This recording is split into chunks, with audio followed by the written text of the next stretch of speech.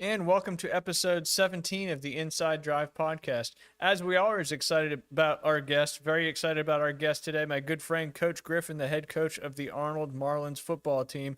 And of course, as we do, always have Jay Henley as my sidekick on Thursdays. Maybe he'll bring some stories to us today. We shall find out about halfway through. As always, got to mention my great sponsors. We'll start with Panhandle Credit Union. The quality relationships they have with our community is what Panhandle Credit Union is all about. Whether it is sponsoring an event, donating to a cause, or providing loan options, or setting up people with great banking products, Panhandle Credit Union is here to serve those who live, work, worship, and attend school in Bay and other surrounding counties. As they say, together, Panhandle Credit Union builds community. Visit panhandlecu.org or swing by any location to join. I do want to mention real quick that I'm going to be a little off today, my voice and probably the way I look. So just take all things into consideration.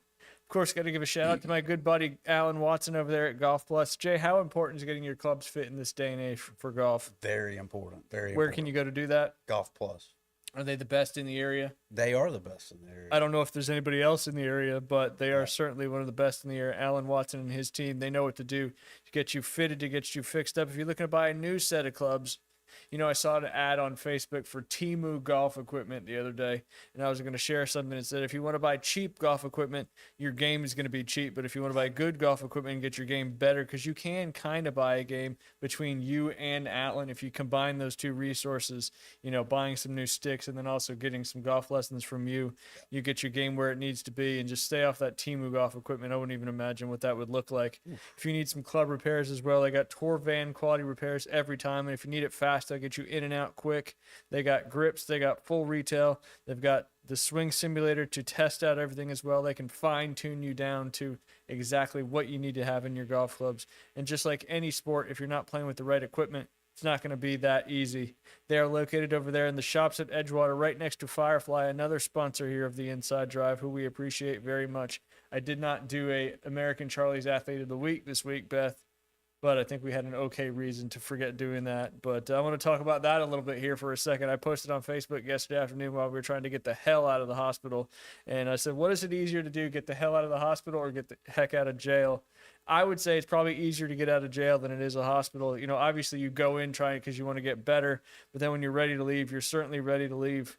And we were ready to leave yesterday. And I will say the majority of the people were super helpful over there at the hospital. And if you end up on the ICU unit, that's like the Plaza Hotel in New York compared to some of the other locations there in the hospital. But my wife broke me out. We escaped.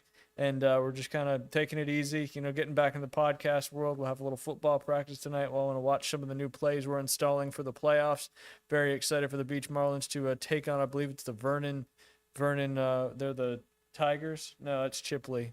Vernon is the Yellow Jackets. Sorry, I'm just getting better with all these mascots of all of our surrounding teams. So looking forward to getting back out there on the football field. We're obviously Coach Griff. Our next guest is that's where he spends his time. And right now, not having to be in the dentist chair, so maybe that's a good thing or a bad thing, depending on what's going on. But Griff, thanks for joining us today on the show. Thanks for moving it a couple times as well. But we'll start with just some easy questions. You've been in coaching for 27 years. Yeah.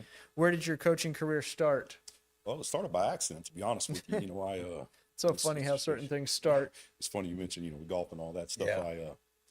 I was over in Pensacola, and I say attending UWF. I didn't do much attending at that point. I was kind of trying to figure some things out, and I was kind of I took about 3 years there, and I was working as a bartender, and started. Yeah, I had some buddies that were club pros in Pensacola, and I got to a lot of friends over there, and then so I ended up playing a lot of golf, and I learned how to play golf. I never really played much.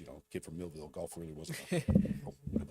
Golf really wasn't a something we did down there, but. I picked it up over there in Pensacola and had some good buddies, and I ended up picking up a little caddy gig. Yeah. For a guy named Steve Bedford. And Steve and I traveled around. He played some on the Teardrop Tour, and I believe maybe the Nationwide Tour, what it was called. Nationwide. That was what a step down from the PGA. Yeah, he must have been really good. He was really talented. This is back in the 97, 98, and that time period. So, that was kind of the life, and I was kind of just 3 years of just figuring some things out, if you will. And a buddy of mine got a job over at Pensacola Catholic High, and they didn't have a lot of help. So he reached out to me and asked if, he's a, guy that played against in high school. He played at Georgia Southern. I played at Tennessee Martin, and, we knew each other for a long time. And he called me up and said, hey man, we could use some help. And I went down there and, met the head coach, Keith Ainsley, and, kind of, just checking it out. Yep. And next thing you know, I'm the offensive coordinator. First job, I was Just like that. I was no more ready for that than a man in the moon. Well, fake it till you make it. I'll tell you. So 2 years, I did a little bit of that over Catholic, trying to figure some things out, and I was about as clueless as That's the old trial by fire for sure. it was. When looking back, at the time you think you got all things figured out. I Yep. played college football, I know everything. But, looking back, I didn't know anything. And so, and really traveling around, we were in a tournament at a casino up there in Lula, Mississippi, and the Women's World Cup was on, and it's the one where Chastain Yeah. kicks the goal, rips her shirt off, and all that thing. And I was Your favorite World Cup ever, Jay? Hey, that's great. Sounds great. Sounds good. You don't remember that? No, I don't. Of course you don't. well, It's one of the most iconic memories in U.S. soccer history. Really? oh my gosh, Yes. Yeah. You'd remember it if you saw it. I yeah, think. it was remarkable. And that, I was we were in this hotel casino, and it was really kind of a trucker interstate kind of place, really smoky. And I'm not much, I hate to lose, so gambling's not really my thing. It's not really about the money. I just hate to lose. And I was up in the hotel room, and Steve was down, gambling. He liked to do that stuff. And I was in the hotel room, and I was watching this thing on TV, alone in a hotel room in Lula, Mississippi. And I'm jumping on the bed and going, it was really, it was remarkable. You remember how phenomenal that Penalty that kicks thing to was. win the World Cup. Yeah, it's unbelievable. And I really sat there thinking to myself, I was like, what am I doing? What in the world am I doing? What I feel like I was, some things dawned on me right there. And I called my old high school football coach, Steve Harden. And I said, hey coach, I think, I've been coaching, thinking about coming back. He said, I got nothing for you, but I know a guy. So he sent me over to Mosley for Charlie, with Charlie Tate for a couple of years. I worked over there. And then after 2 years over at Mosley, I moved over to Rutherford, and I was at Rutherford for a long time. And then moved out with Josh Wright when he was the head coach at Arnold, and that translated into the head football coach job at Bozeman. Yeah. And then back to Arnold now. So that's the whole. So that's always the been whole in story. Florida. Yeah, I've always been in Florida, and I never dreamed of being a football coach. It was never something never even on my radar, and it just sort of, for lack of doing anything else, it's kind of how I ended up. And then once I kind of got into it, man, I loved it. I love the kids. I love the challenge. There's just so much about the job that I do love. And again, I never expected to do it, but Well, I can't imagine doing anything else now. Absolutely. And you have to love it to spend so much time like y'all do to, get where everything needs to be, because coaching's not just, it's not just the X's and O's. It's all the other things that people don't see behind the scenes. Obviously, a lot of time away for your family and all that stuff. What, between when you started coaching and now, what are some of the biggest differences in your opinion that, high school football has obviously changed a lot. College football has changed a lot. Kind of the whole football landscape has changed a lot. But what are some of the things that people may not realize that when you first started coaching are so different than now? I think, for me, pretty clearly is, when I first started coaching, kids grew up in a neighborhood. They went to that school. Yeah. There wasn't a lot of transferring. Kind of that, and, yeah, we talked about that with and Coach coaching Manley. was a very different thing.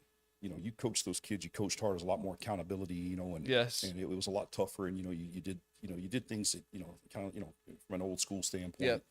And good football coaches were tough guys that that really pushed guys hard. And as it's evolved over the last 20 some years, and even before the transferring, but even with just social media, the kids have so many more distractions. Yes. So many more things at their fingertips. So many, so to convince kids to come out and do the things that it takes to win football games is challenging to do. Get these kids to come out, be there all summer while their kids are on the beach and doing, hanging out and doing all these things, to get kids to commit.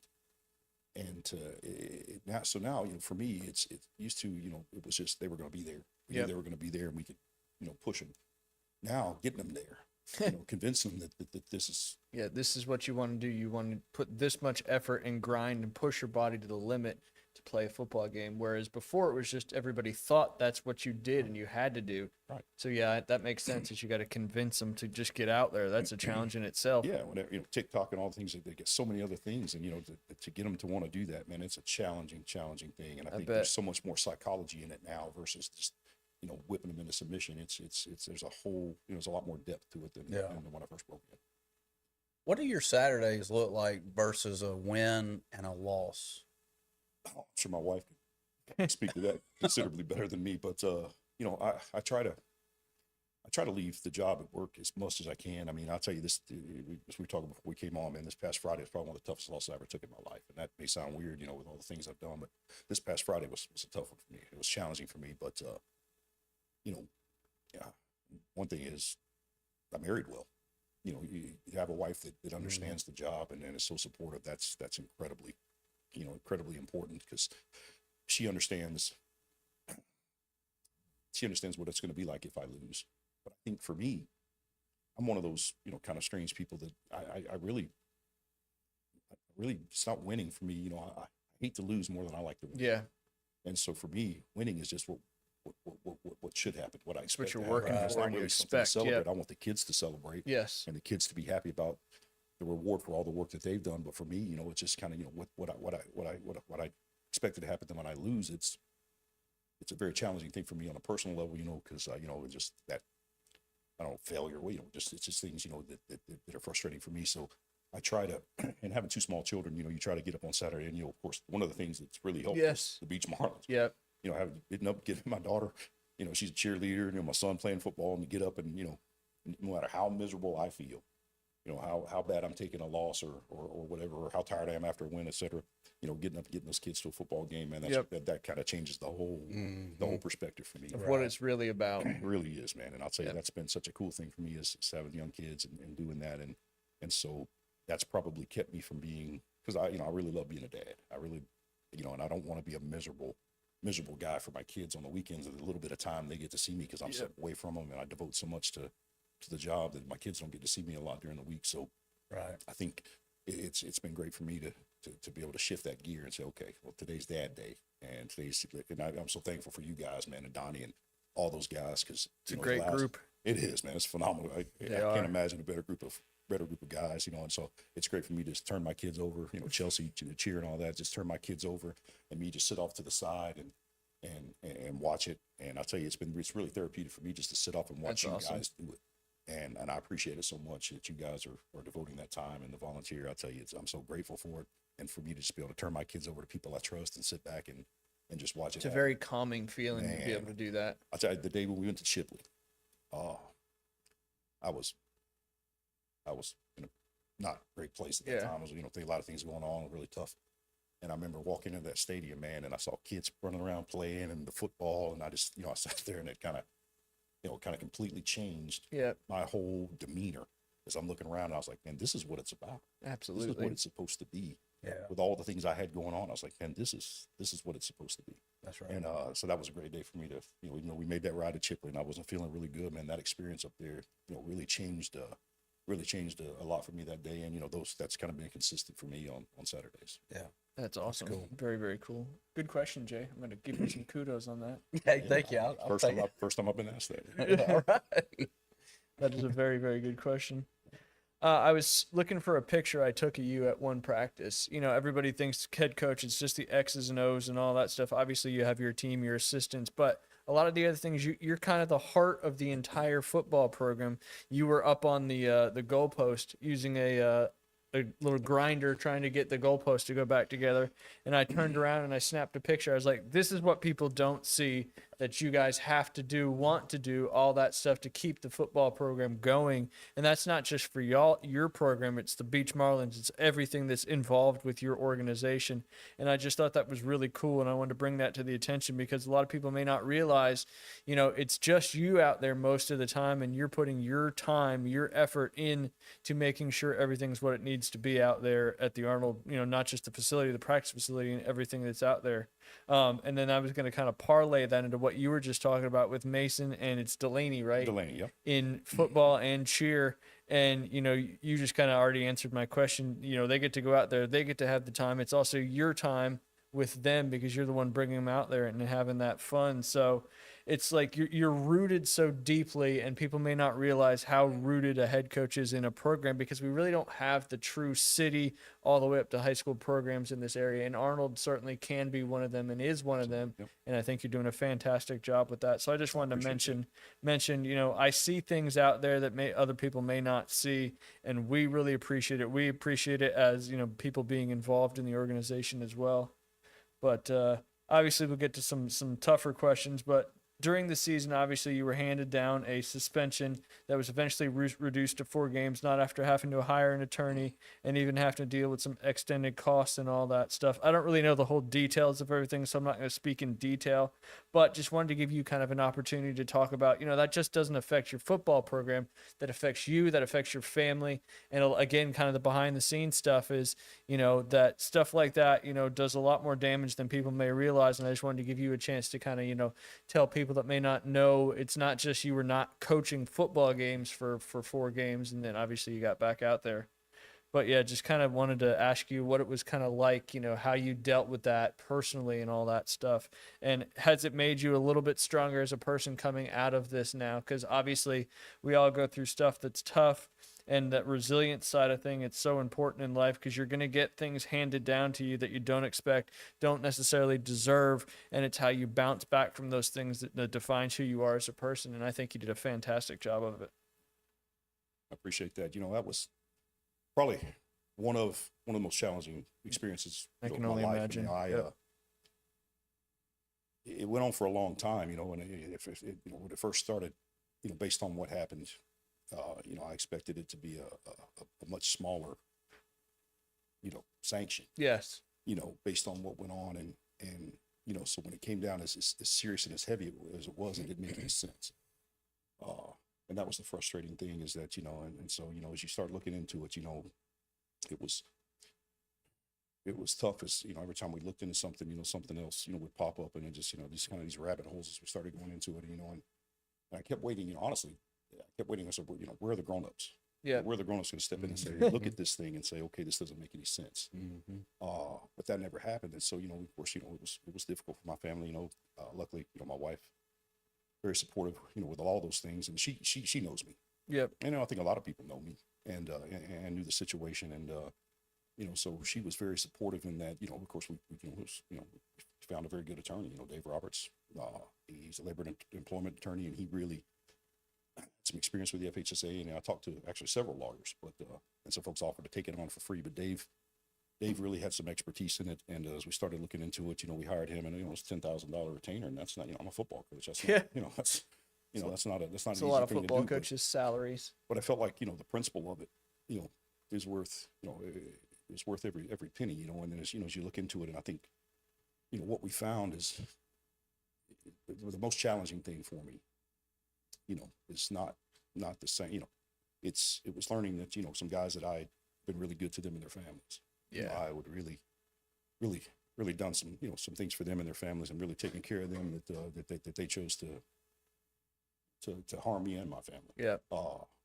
And for reasons unknown to me, but only to them. And, that was the challenging thing, was trying to figure that out and understand why that happened, and what was to be gained, and what, that still doesn't make sense to me, after what I'd done for some folks, and for to have them to do what they did, really didn't make any sense to me. So that was a very difficult thing for me to rationalize. Not sure that I have, to be honest with you, but then that may take some time. yeah, but then there's the realities of it. The realities of it was a very serious sanction and harmed my seniors, harmed my football team, and was was an overt attempt and a covert attempt to really do damage to my program. And so, we talk about adversity, as a football coach. Yes. We preach adversity. We talk about dealing with failure and all these things, and and we talk about that with the kids in terms of sport. And in their own lives, I encourage, kids when they have problems at home and girlfriends and whatnot, I have these kind of bring them in my office and we talk about life. And, but here it is. I'm not talking to a kid. Yeah. I'm looking in the mirror, and I'm dealing with this, and then I've got to go to work every day and talk about leading by example. I've got to show these guys that in the face of something that I felt was wrong, I'm still gonna come to work today. I'm still gonna show up. I'm not gonna run from it. I'm gonna fight it. Yep. And I'm not gonna back down from it. And I think that was the thing that was challenging, because I tell you, it'd been very easy just to run and bury your head in the sand, and just say, okay, That's the easy way out. that is sure. the easy way out. And I don't think that would have been doing justice to my kids, my 100%. players, and it certainly been doing justice to my own children. To show them Absolutely. that, Dad's not going to be mistreated and just taken. And I don't want my own children to think that they have to do that in life. I want them to be able to stand on their own 2 feet face these things when they come. And if they feel like something's been done that's not fair or that's unjust, that I want them to be able to stand up to it. So, but saying that and living it, Obviously, two different things, and that was it's been a tough couple of months. It was tough. It was sort of tough on my wife, but I think it was therapeutic for her as she worked. She helped the attorney, and she worked and she learned so many things about what had happened in the process and how things had gone on. I think that was therapeutic for her to kind of figure this out. And I think it made her a little angry. It's just the more things we discovered, every rabbit hole we went down, there was just, there was some frustration about some things that went on. And again, it's like I said all along, at the Saints should come back, there was reason. They'd given me, again, the thing that happened in the county a couple of years ago, there's 3 kids from another school practicing with the team. Yeah. And it was a 1-game deal and a pretty small fine. And had that happened, I probably would have said, mea culpa, okay, let's move on, let's get down, down the line. But that's not what happened. And it was absolutely insane, the sanction that came about this. And again, I wasn't been accused of recruiting anybody. I didn't invite anyone to come to the school. Some folks just showed up, and whether or not the procedure was done correctly or not, again, and there's some other circumstances. My daughter, there's a whole host of things. It was just a crazy day that day. But be that as it may, had it been reasonable, and I felt like I was treated fairly, Yeah. I can accept it. When I do things, you ask anybody that's played for me. When I make a bad call and we're in film, I don't blame anybody. I'll tell the football team, hey, that's a stupid call and I made it. And I'll stand up and I'll own the things that I do. And I want those guys to do the same thing. And I don't think that this was reasonable or fair. And the more we've looked into it, it's not just what I think anymore. At first it's what I thought, and now it's things that I know, and that's been the most hurtful. You know that folks intentionally tried to harm me and my family and my players and my program, and that's It's not it's right. scary. I'm gonna say it's high school football. Yeah. It's like, what are we doing? And I, of course, the other guys are doing other things that they're considerably worse than me. And for those folks to, again, it still doesn't make any sense to me, and it's a difficult thing. And again, like you said, I still haven't been able to rationalize and make any sense of it, other than the fact that maybe some good will come out of it down the road or at some point. And that's the thing that keeps you moving, is that maybe this will fix something or do something, but we're still sitting here today trying to understand why these folks that I've done so much for chose to do this thing is almost incomprehensible. And then, the path that has set us down and all the things that have transpired since then and the challenges that, with my family and everything, it's difficult. You try to explain, okay, well, why? Yeah. But I'll tell you this, Ryan, and I'm gonna try not to, get emotional when I talk about this, but one of the things that really helped me was you. I'll be honest with you. You sit there and you start thinking about my situation, and really at the end of the day, feeling sorry for myself and coming in, man, and then looking at the challenges that you're facing, to be honest with you, man, and seeing how you would show up out there at beach ball at practice every day, smile on your face, man. You would just, the way that you face this thing, that you talk about on the run, very, high, this is something that would cripple most normal people. But the fact that you faced it, man, with just unbelievable grace. And I'll tell you, that was, that for me helped me at a time, man, when I was probably, I was struggling quite a bit, man, being able to look across the field and see you, facing what you were facing. It made my thing really small in comparison. And so, I got to thank you, man, and appreciate you for, for the example that you set for me. That makes me feel good. And if I can get through this, I'm going to try my best. Yeah, I'm sorry, man. It's okay. That's just how I feel. Because if there's just one person that I can help, that just makes it so much easier for me to deal with the situation. You're looking at one, buddy. I promise you, you appreciate it. You were an inspiration to me. Just at a time when I felt like feeling sorry for myself and feeling like the world was against me, man. Just seeing you face this thing, man. I'll tell you, it was so unbelievably inspirational for me, man. And at a time when I really needed it, I appreciate it. Absolutely. Well, and like I always say, there's so much support in this community. I mean, obviously there's crappy things that happen too, but there's so many people that are good in this community that just keep me going. Yeah. And of course, got to thank Beth always. She's just there right behind me.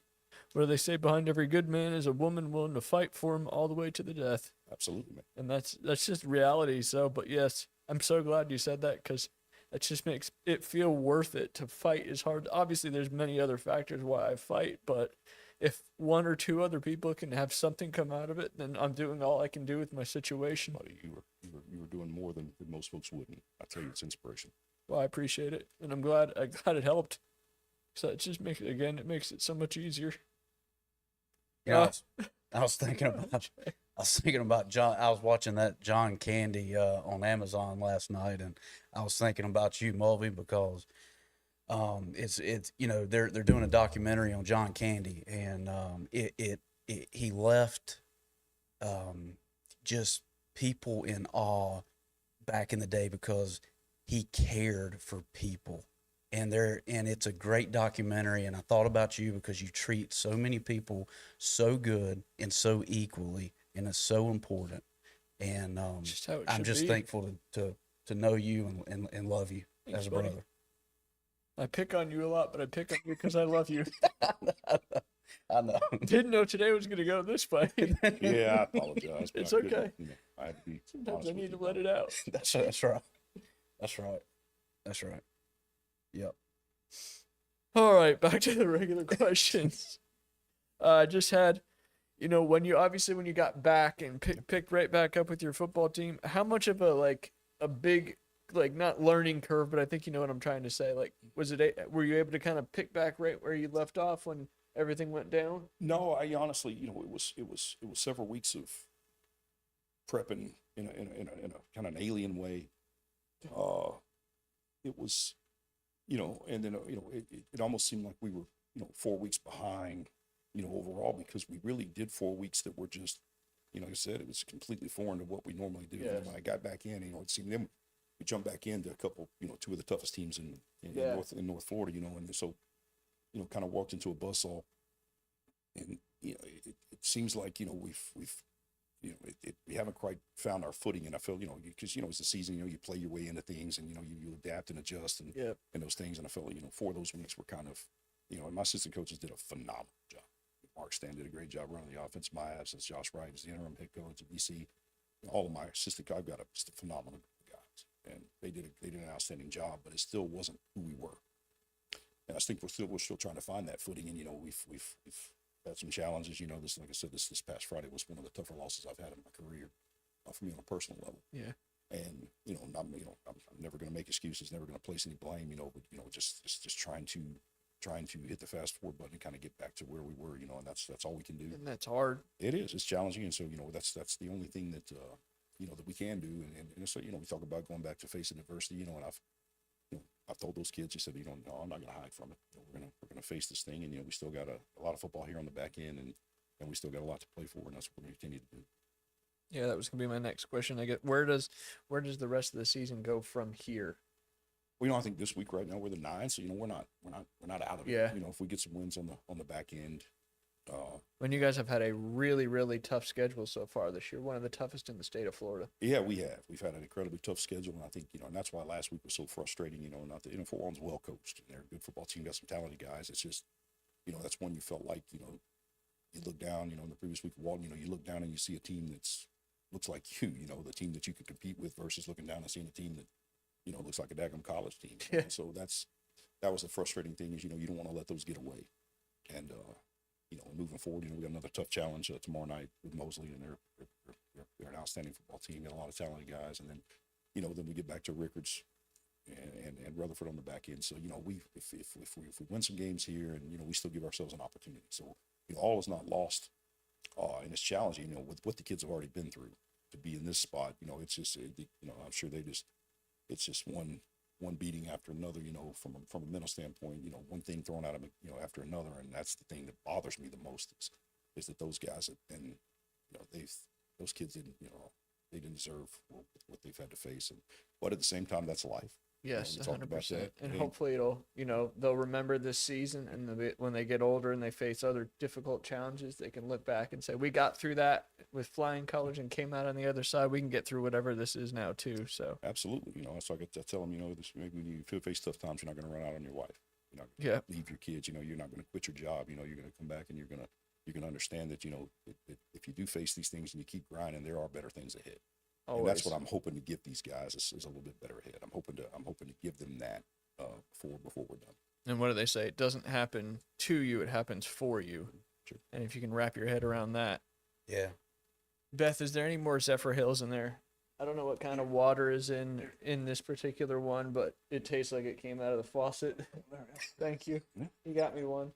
Yeah, it is not. I apologize for whoever this water belongs to, but it's not good by any stretch. You remember we had that water tasting Friday? Yeah, that one time on the radio. Yeah. It tastes like the hose water, but better. Does it? No, but worse. I was gonna Brings say. you back to 1992. A hot summer day and you're just looking for some water, and 92 is a little late for me, probably right on for you, but You were 7. yeah, maybe depending if it was after August or not. Yeah. I was Sorry, I went on a little rant there about that water. Everett, next time I come, I'm gonna bring more Zephyr Hills for you guys. Well, you should replace all that realtor water with the Zephyr Hills water, or I'll do it after the show's over. I can say whatever I want. yes, This you is can. the Inside Drive podcast. my wife, that's one of my favorite. She gives me a hard time because it gets more and more expensive, but I'm just it's Zephyr Hills bottled water, man. It's just something about it. Once you have it, it's just it's one of the things I don't have a lot of habits, if you will, but that's one I really That's a good habit to have. I think so. It seems to be working for them. All right. Let's talk about some. You guys got your game coming up tomorrow night. What time is it? Where is it at? I know it's at 7. They're all at 7. Yeah, we're 7. We're at it's our last home game, senior night at Gab Lab. Oh, that's right. Pink out, right? Probably so. Yeah, that seems to be the with October, and that's Yep. That's a kind of try to be breast cancer awareness. That's one of the things my mother passed from that, and so Sorry. I try to that's that was one of the things so, but I'm a little different. I try to keep that in perspective, and that sometimes that becomes a little becomes more of a circus. So I want our kids to be kind of consistent, and do that and bring that awareness without it becoming bigger than what we're trying to do. And so, For sure. and that comes, again, from a personal place. But we have an opportunity to, play a very tough team. And, I guess that's what I tell these guys. Every week's an opportunity. Absolutely. And, it's another opportunity. The bigger the challenge, the bigger reward on that opportunity. Sure. And, that's what I told them. I said, if they don't believe, then it's going to be impossible. They have to believe. Yeah. And like the coaches believe, and, give themselves an opportunity to go play hard. And that's the thing, I told them, one of the challenges I had when I was at Bozeman, particularly from a recruiting standpoint, was, college coaches would come in, when you're trying to sell a guy to them, and they would just say, that they played against inferior competition. And I hear that so many times, and it used to bother, because, it's a tough thing. How do you overcome that? But that's not a challenge that we're facing at Arnold, because, with the schedule we played, they're playing against Division I football players, week in, week out, and guys that so they're going to get an opportunity to be on those films that are going to get seen everywhere. So, the inferior competition thing doesn't exist. Yeah. So, Which is huge for your players, like you just said. yeah, absolutely. So, these guys have an opportunity, to go out there and play against some really talented players and make a name for themselves. And so that's the thing that we try to, try to impress upon them, that it's an opportunity to do that. And tomorrow night at 7, they're going to have that opportunity. Yep. And, again, it's an outstanding football team. Tommy Joe does a great job over there at Mosley. He's been very good over there in his time there. And, I got a lot of respect for Tommy Joe and how he operates, how much success he's had. And, it's just an opportunity for us to go up and compete against a team that, it's going to give them a chance to, to be seen. For sure. Yeah. That was one of the things that I didn't really realize from the recruiting standpoint until we went to that Bluntstown game where you guys played Bluntstown and they had that running back. I forget his name, but obviously I Maury think he's Thomas. recruited or he's going to South Carolina. But, if you're a defensive player and you can run him down or make a really good tackle on me, you're going to be on those highlight films and you're going to be looked at by those recruiters too. So that was something I didn't really realize that was, a big part of the recruiting process. If you're not just playing better competition, but you're playing individuals that are getting a lot of scouts and film on them, you can end up in that film as well. Right. If you're in that film, if you jump off that film, it don't matter who they're watching. If somebody else jumps off the film, Yeah. they're going to go, who's that guy? Yep. College coaches, they don't really, it's not like they're looking at film because they're locked into a guy. anybody that jumps off those films is going to give them, they're going to wonder who that guy is. And so, it's just an opportunity, for guys to be seen. If they want to, if playing college football is what they want to do and all those things, playing against the guys we played against is a great chance to do that. And kudos for you for giving those guys the opportunity to be in those moments and all that stuff. Obviously, because it's a challenge for the team as a whole, but you can have a little bit of those individual opportunities will come out of those big team challenges. So that's certainly cool stuff. I do want to touch because Coach Mask is a good friend of the show. I don't know the Bay High volleyball coach, but I'm sure I will down the road. But Coach Mask, they're taking on Choctaw tonight or I think it's this afternoon. I believe it's I forget which district they're in. It's a good thing I got a phone. Mostly. I just had it up and then I moved it, of course. That's right, Jay, I got it.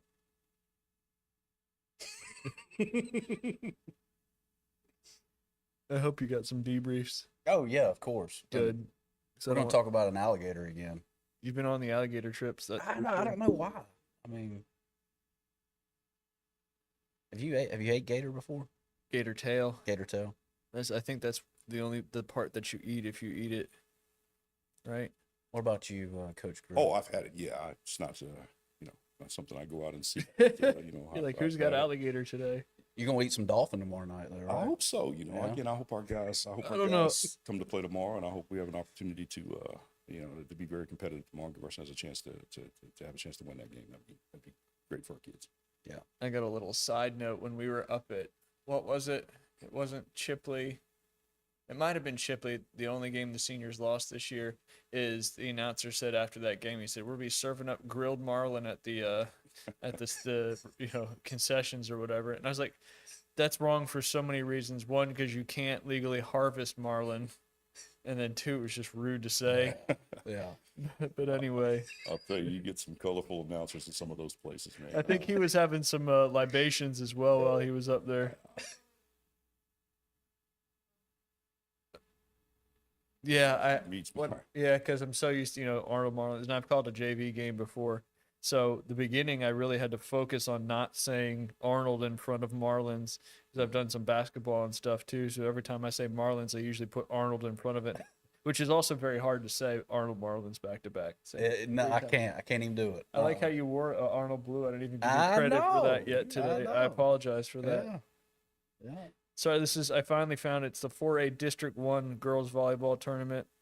Obviously, this is Bay actually. Bay played against South Walton in the semifinals. They won that one.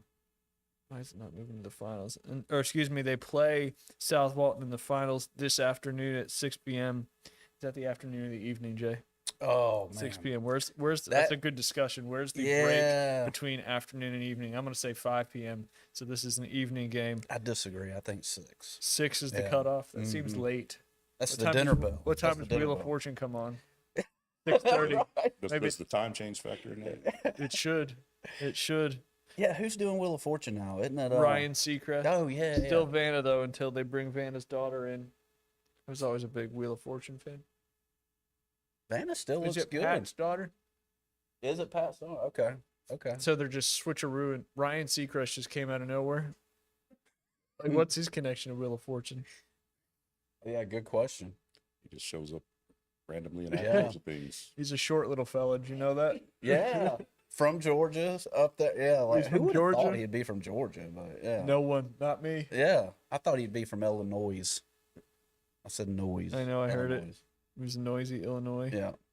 All right, so anyway, sorry. South Walton beat Fort Walton Beach in the 4A district tournament, 4A District 1 tournament. They beat them 3-0, and then Bay beat Pensacola 3-2. So South Walton and Bay play today. I'm going to say in the afternoon for you at 6 p.m. I believe that is at Bay High. And Bay and South Walton both have an opportunity to win that match and move on to the state tournament, because I know the district winners in volleyball get an automatic bid to the regional state tournaments. All right, go back to Mosley. We ran into Coach Mass the other day, Jay, at K-Halls. Okay. Free plug there for K-Halls. Yeah. But yeah, it was good to see her. That was a fun one too. We've had a lot of good opportunities to interview some really, really cool people, and especially, with Griffin here today, it's pretty awesome. Been very blessed since things obviously changed and then moved into this podcast world. It's been a good time, and you've been so consistent. I've appreciated it very, very much. That's unlike me, Brian. That's why I gave you some kudos. One time a week, I'm good. 5 times a week, that was a little too 5 much. times a week is tough for anybody. Yeah, it is. All right, 5A District 1. Sorry, it took me a second to get there. Again, you could have been thinking about helping. I'm just reading about this alligator. You only got one? Yeah. You could be taking this time to find more than one. No, you get one and like it. Thanks. Appreciate it. All right. They are playing Choctaw, and I'm trying to remember who they beat to get there. But yeah, I expect Masks Dolphins to get the win and have another regional bid and have a good run at the state Final Four again, as she's been a fantastic coach there for the Dolphins. So She does. She's done a great job over there for quite a while now. She's impressive with how she runs that program. just kind of a mix between old school and new school, I would say. And like you were talking about how difficult it is just to keep kids motivated, keep them showing up, especially with everything going on, and then the access to all this information and needing to put stuff out there, especially if you're trying to move it up to the next level and all that. It seems like that's kind of been a big part of all that. I love how Coach Mass, when we interviewed her a few weeks ago, Ryan, when she was talking about the state championship, and I don't know why I'm just thinking about this, but she brought all of her kids in, Yeah. and she would basically told them, "Hey, we're in our house, we're here." Tried to You know, reset the reset the situation. stage. Yeah. It was really cool, really cool. I to still hear. need to get her to send the link to that game because I would like to watch it. Yeah, It'd be fun. So there's a lot more psychology in it today than it used to be. Getting kids believing, and it's just it's completely different than it was 20 or 30 years ago when you just Like whip them you in- said, just whip them into distractions shape is and the cut key 'em word. loose, yeah. Oh, yeah. Yeah. Like, go. All right, we did all the work. Now go play a game. it's like at golf. The reason you hit it in the water is because you aim away from your fear. You got to aim at the water to not hit it in the water. It's kind of crazy. Anyway, Golf is just very counterintuitive, kind It of is. in general. Very it humbling. is. Humbling indeed. It's kind of wild that you kind of started out, doing some golf stuff. Yeah, I was about as qualified to be a golf caddy, but But right, it kind of. Over in Pensacola, right? yeah, Yeah. got a Pensacola. Yeah, Where'd y'all play out of? Steve didn't really need a caddy. He was so talented. He just needed to Somebody to carry the wingman. bag. Yeah, to carry the bag And and talk them off some. drive the car and Right. handle the luggage basically because he was, and really, he was really high strung. He liked to play fast. A lot of times the tournaments, it's Yeah. really slow. in some of those Really tournaments. slow. You got to keep them And he calm. was a big dude. He was 6'4", 200+ pound guy, and I was a big dude. So I think one of the things is I was one of the ones that could talk to him and calm Yeah. him down and tell him, hey man, chill him out when that might most folks might not want to do that. So Right. that was probably the best thing I did for him was kind of The calm him and down. that's such an important part of being a caddy. You've caddied for a few people in the past, right? And have, the yeah. mental side is you're not out there trying to help their game. I mean, you might have to call them off a shot or two over a bad Right. decision, but it's more you're just there to walk them through the round and keep their mind right so they can execute and do what they need to do, Yeah, I don't think I ever picked a club for him. He Yeah. was a great which is player. extremely common. I was there just to be kind of that calming presence. Yep. That's right. That's right. Which I'm sure that works in. Does that work in coaching too? I mean, Yeah, I mean, and there are times I try to tell young coaches, one thing is to be yourself, because a lot of us played for a coach that yelled and screamed all the time, and that may or may not be who you are, and I think there's time and place to do that, but I think trying to be calm when things are going well and when they're going wrong, Yeah. I think that's helpful. Just when kids look at Stable you, level. yeah. yeah, when they look at you when you're down a couple touchdowns and they see calmness, they don't see fear, they don't That's see right. panic, or then So when you're up. important. When you're up, they don't see the head coach acting foolish over there because you're up. We're supposed to be. That. So I think that that's what kids need, because they see so many everything their whole life's in little snippets of all this craziness, and it's I think a calming presence is good for kids these days. Amen to that. It's the definition of a leader. Yeah. I mean, I feel like. Trying to figure out what that means these days. Like I said, it evolves constantly on what it is and how to do that. Right. Compared to what it was in the old days. Right. Got to mention too, North Bay Haven volleyball. I believe that's a district final game as well. That's coming up. They're playing Pensacola Catholic. They're at home. They are 19-6 on the season, so I'm assuming that's a district championship game. So good luck to the Bucks as well. I know those Bucks had a big win in football I think last week as well, if I remember. And we do have a Thursday night football game coming up tonight. I know it's a big one for Coach Floyd and the Rutherford Rams, and of course, your former guy Kevin Pettis over at Bozeman. I know if Rutherford wins this one, they will win their first district championship since 2021. And then if Bozeman wins this one and then beats North Bay Haven, I know they'll win the district championship. So a big one. I believe that's at Tommy Oliver tonight under the lights. That is a 7 p.m. evening kickoff. So go watch some great Thursday night football. And then coming up tomorrow, as Coach Griff already said, over there at Mike Gavlak Stadium, you got the Mosley Dolphins coming over to take on the Arnold Marlins in the battle of the Sea Life mascots. And then you've got Walton traveling over. I'm assuming that's at Tommy Oliver to take on Bay. Bay's 6-1, having a good season, and Walton's 2-5, trying to get another win on the docket. You've also got Destin. I always mention Destin because Josh Woodham, who's Liam's quarterback coach, his son Hamp is the starting quarterback for the Destin. I forget what they are. Sharks, I believe. They're playing Chipley, who's having a good season at 6-1, and then Freeport taking on 8-0 Baker.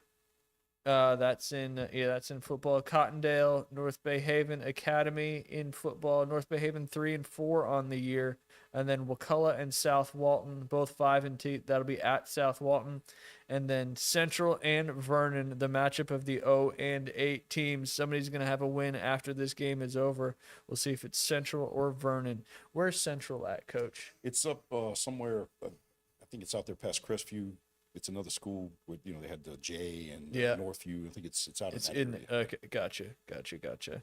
Yeah, so those are your Friday night lights. We got Thursday night lights and Friday night lights. Lots of opportunity to get out there for what I always say is a very cheap date night. Concessions are always good as well, depending on where you go. But go out and have a fun night. Support these boys that have been working hard all season. That's the biggest thing. Fill up those stadiums, because when they look up in the stands and they see it packed out, you know it's going to make them play better, feel it more excited, all that particular stuff. So get out there, Tommy Oliver Stadium. Get out there to Mike Gavlak tomorrow. Lots of opportunities to watch some great, talented youth athletes in our area. And of course, go out and support those volleyball girls in these district finals as well. We don't get to do this all the time, so go support them while you have the opportunity. You never know when you're not going to be able to watch any more volleyball or any of that kind of stuff, any football, any of that good stuff. All right, Jay, take it away. Take it away. We're going, what are we doing? What the heck? What do you mean, what are we doing? Like, you should know this by now. You're here every Thursday. All right, we'll do an afternoon Even though it's the delight morning. debrief. That one's a defined one between noon and... Right. Right. Wendy's drive-through gets a little crazy down in West Palm Beach, Florida. West Palm. Interesting. Crazy Florida story. Alligators have been used as shoes, briefcases, university mascots, lunch, and now authorities say a deadly weapon. Joshua James, 24, was arrested Monday and charged with assault with a deadly weapon without intent to kill after Florida Fish and Wildlife Conservation. How do they know that? What if that alligator really did want to kill? Yeah, I don't know. We're about to find out. Officials say he threw a 3.5-foot alligator through a Palm Beach County That's probably Wendy's not drive-through. intent to kill. 3.5 is pretty small. That's pretty small. Still do some damage. He was charged with illegally possessing an alligator. Didn't know that was You have to have a permit, maybe? maybe. And petty theft. Jail records show he was released on a $6,000 bail Tuesday. He was ordered to have no contact with animals. None at all? None. That's probably tougher than going to jail, Yeah. especially if you're a dog fan. That's a whole nother story. Wildlife Officer Nicholas Guerin said in the report that James drove his pickup truck to the window at about 1:20 a.m. Anything after midnight, no bueno. No bueno. Nothing good happens after midnight, that's for sure. After an employee handed James his drink, he threw the alligator through the window and drove off. No one was hurt. And, so he was served an alligator through the drive-through window. And then served an arrest warrant, too. Here, I meant to get this one weeks ago. The story is kind of right there in that first comment. So I'm just Okay. going to hand it to you because I found it. You didn't. Go ahead. Okay. Back in 2019, Yes, but it's still a good one. members of the public raised the alarm over the brightly colored fowl, who was then treated by Which is a bird, vets. Jay. Is it, okay, I just wanted to clarify that. Yeah, at did. Tiggy Winkles Wildlife Hospital in the United Kingdom. They might have been forgiven for thinking the bird was from a tropical climate, But after giving the animal a wash, however, they realized a humble seagull had somehow gotten himself covered in curry or turmeric. Turmeric. Turmeric. Yes. It's good for the tummy. It is good for the tummy. Good for the tummy. But basically, it was an orange seagull, and they thought it was some new species, and it turned out to just be a seagull covered in turmeric or curry. I thought that was ingenious. We can't make I this think I got stuff another up. one in there. That's great. Let's see. Well, here, get that one. I got you. This reminds me of like the movie Madagascar, which was a great movie. Read the title first. It's in the picture. Chimpanzees attempt to domesticate penguins in It's a the great one. Congo Basin. Yes. Okay. Unprecedented cross-species interaction documented in Congo Basin. Chimpanzee troop engages in apparent penguin relocation and care in Congo. That was a good movie, by the way. Do you remember Congo, the movie? Yep.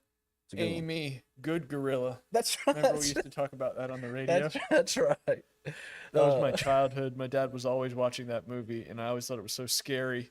He'd always be watching it. So her name was Amy, and he. Yeah, she had the thing so she could talk with her sign language. She would sign, and then it would vocalize it for her. That's right. That's right. And then remember the really scary gorillas behind the temple with Mr. Uh-huh. Hamoka. Not that I remember this movie as well as I do, but Congo was a good one. If you haven't seen it, I would suggest it. It's a good one. It's a good one. But researchers operating in the Congo Basin have documented a remarkable and never before seen behavioral event. A troop of chimpanzees is actively engaged in the relocation and apparent care of a group of penguins. Field observations and game trail camera footage confirm that the chimpanzees removed at least 30 penguins from the shoreline and transported them back to their Just trying to help the forested penguins. habitat. The phenomenon suggests an attempt at cross-species domestication or highly organized relocation efforts. I mean, what's going on here? I mean, They noticed that the penguins were in trouble and not where they were supposed to be, so they went and got all the penguins and are trying to bring them to where they're supposed to be. So I just thought it was a really neat story. There's a lot of crap out there on the internet too, so when I read stories like this, I always want to bring them to light because it's just a nice, cool story. that is cool. I'm not much of a penguin expert, but penguins in the Congo throws me off. Yeah. Right. Why are we in the middle of All Africa? right, well, penguins in the Congo. I need to study more on my penguins. Yeah, no doubt. Yeah, I thought they were more Where- in South where they Africa live, and yeah. Antarctica. Antarctica, yeah. But I do see pictures of them together. It could be AI too, because everything this day and age seems to be AI. But if that's true, I would like to think it is, because that's very kind of nice that the chimpanzees are trying to take the penguins and do nice stuff with them. Yeah, Here, I that's think I cool got stuff. some more. I like it. That's what happens when you find more than one. I'm a one and done kind of guy, Ryan. That's what she said. That was a tee up. I appreciate you just tossing that softball for me. All right, we'll talk about a little bit of college football games, because there are some. The last 3 weeks have been just like epic college football weekends. Maybe not going the way that you want it to go, depending on your team's, your team. But obviously, Jay, your Georgia Bulldogs keep finding ways to win once you got past Alabama, and actually once you lost to Alabama. Yeah. Let's see. You got Oklahoma coming off their first loss this season. They're playing unranked South Carolina. That'll be a 11:45 a.m. kickoff. That'll be a fun one. The big one, though, who you guys playing? Ole Miss 3:30 Ole Miss 3:30. What in channel? Athens. ABC. Look at you. Yeah. What's the spread? It's got to be less than a touchdown, I'm sure. No, it's actually slightly more than a touchdown. Is it really? You guys, too. Oh. That's because if they get to the goal line and cross it, they're going to just take the touchdown from Ole Miss. So it's easy to keep that spread That's over a fair. touchdown. It's fair. Not that I'm bitter. I didn't even see that live. We were watching the seniors play the Lynn Haven Storm out there at Bozeman, which was very fun and exciting, because the senior team is a good football team, and they could probably win the Super Bowl this year. Yeah. I said it here first. Don't take that back from me, Jay. No, I'm not. 7.5 favorite you guys are between the hedges. Okay. Also got some other good ones. I still can't believe how good Indiana is. Kurt Signetti, and then who's their quarterback? I know you don't know that. That was kind of directed at Griff. Kevin O'Rourke, I just remembered. If it's Kevin, I know his last name's O'Rourke. And then who's going to be smoking the cigars on Saturday afternoon, or Saturday evening, excuse me. 6:30 kickoff in Tuscaloosa. That's the I think that's the third game of the ABC triple header. But Tennessee and Alabama right now. Alabama's 7.5 at home. What do you think about that one, Griff? The Crimson Tide gonna be smoking up the stadium, or is Tennessee gonna be going back to Rocky Top with some cigars in their I'll hands? tell you, both of those have kind of been up and down. And Yes. You never know what you're going to get on the week. But just the interesting story is I played at Tennessee Martin. Yep. And the head coach there is Jason Simpson. And the high school there is called Martin Westview. And the Alabama's quarterback is his son. Huh.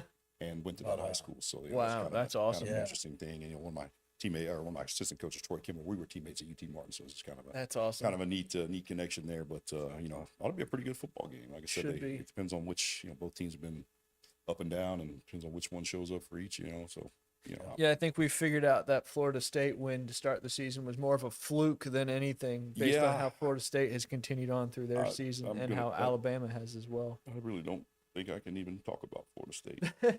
It's so depressing. But Their golf team's good. Yeah, Yes, Yeah. I got Softball. Coach Bond.